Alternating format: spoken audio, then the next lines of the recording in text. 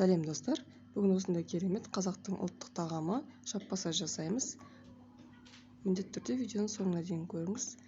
Ол үшін алдымен суымызға бір жұмыртқа, одан кейін тұз салып, жақсылап араластырамыз. Оның ортасына аз-аздан салып, қамыр илейміз.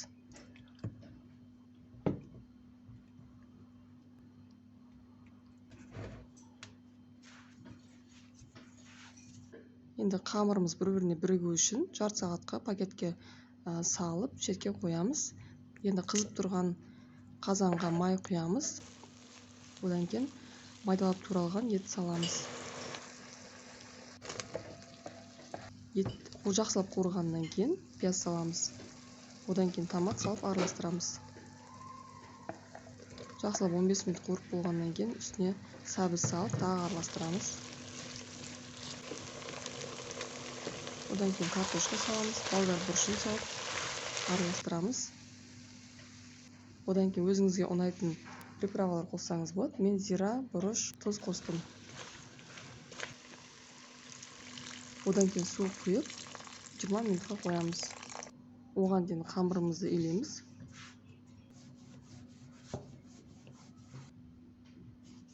Мен екіге бөліп иледім. Міне соның біріншісі, оның үстіне май құйып, бір келке қылып жағып шығамыз. Осылай жасасаңыздар болады, немесе кесочкамен істесеңіздер болады. Осылай жасасаңыз тез болады. Енді оны оқтауға жаймен орап аламыз.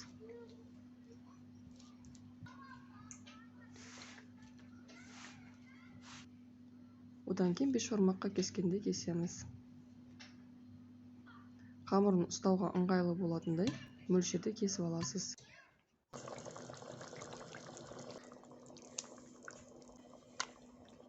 Подливтің үстіне қамырымызды бір-бірден саламыз.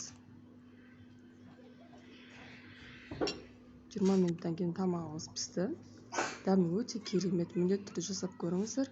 Қамырды бір-бірден алып, үстіне подлив қоясыз. Міндетті түрде осы тамақты жасап көріңіздер, өте керемет болып шығады.